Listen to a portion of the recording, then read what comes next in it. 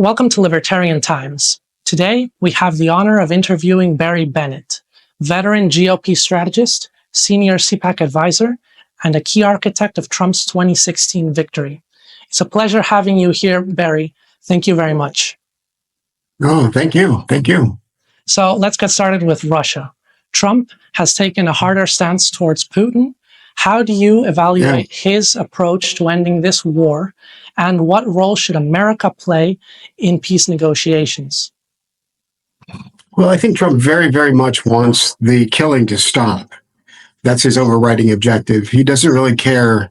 He's not choosing one side or the other. He just wants peace. But unfortunately, both sides seems to be doing everything they can to stop peace from happening.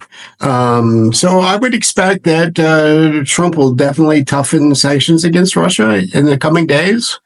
From everything that we're seeing, their economy is not doing very well.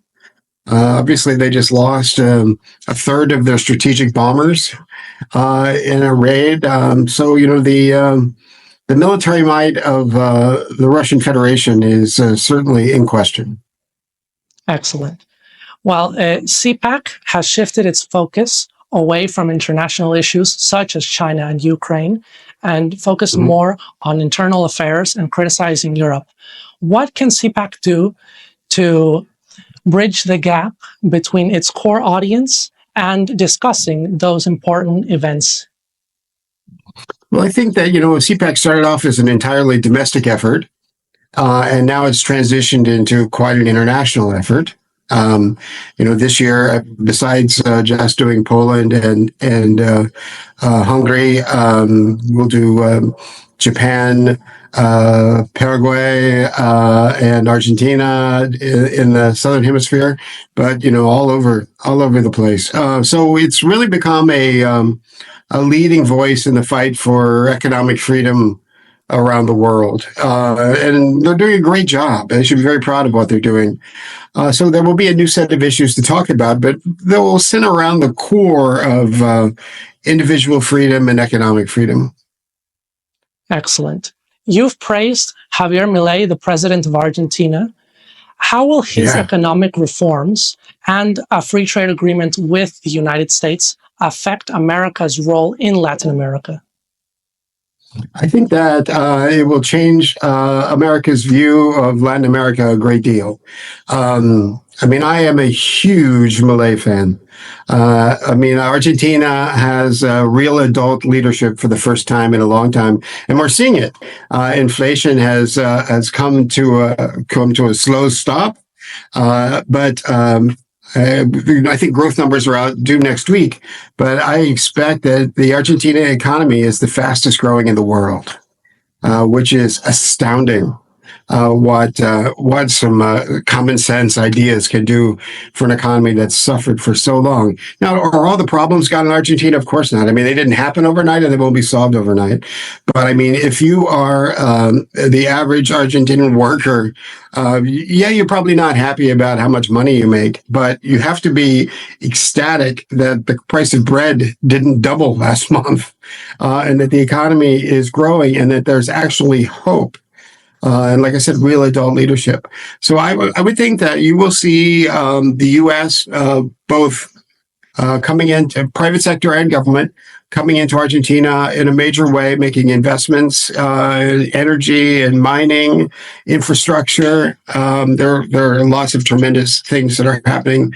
I was just in Argentina on Wednesday, and I met with the ministers of the economy and mining and energy and over at Casa Rosado, and the options that are coming in from around the world to help fund this economic. It's not a miracle; it's common sense, but it's a miracle that the country's embraced it. Maybe, I think you're going to see fantastic growth in Argentina.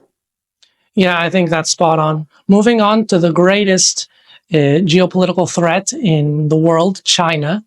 What can Trump do? What policies can he emphasize to counteract its growing influence without escalating to conflict?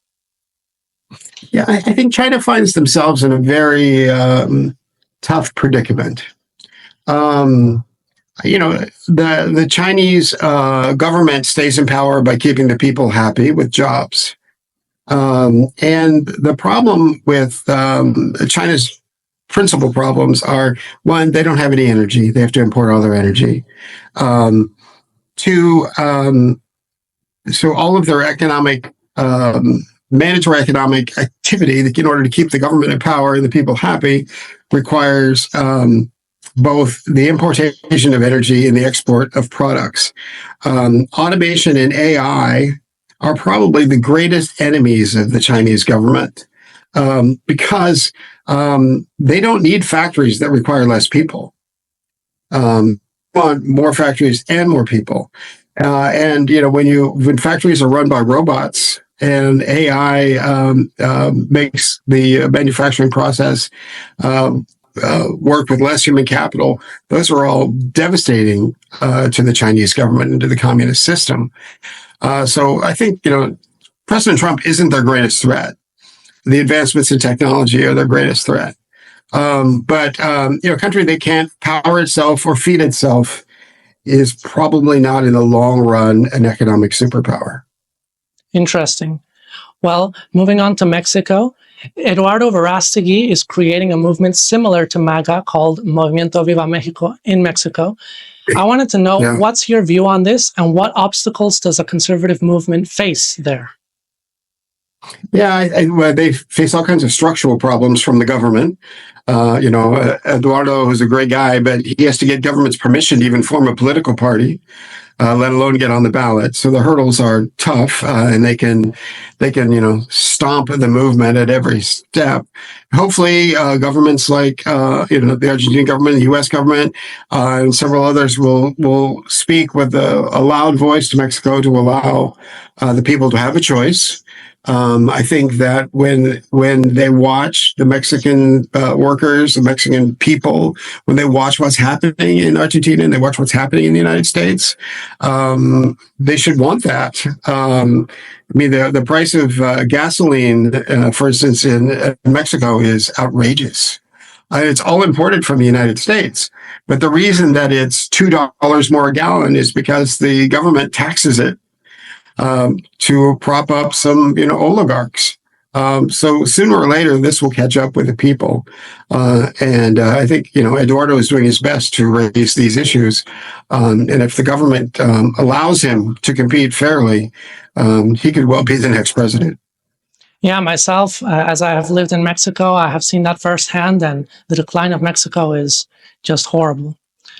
Well, it's sad. The people are amazing people.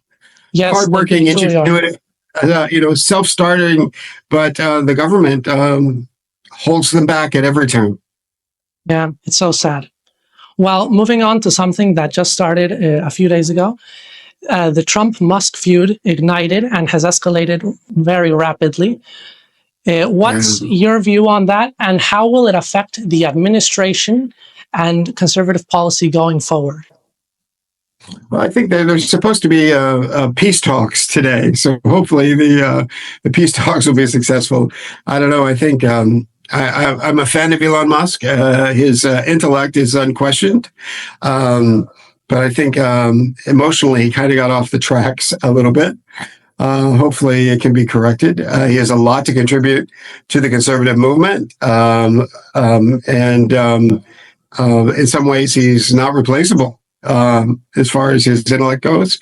But oftentimes, team sports are not a forte of entrepreneurs. And so you got to learn to play well with others as well. Well, politics is the art of what's possible, not, inflicting your will on somebody else. Well, thank you very much for this analysis. It was a pleasure having you here on Libertarian Times. Thank you very much, Mr. Bennett. Thank you guys for doing everything you're doing, raising the voices of millions of people across the continent. Thank you very much. It was an honor. All right. Bye-bye.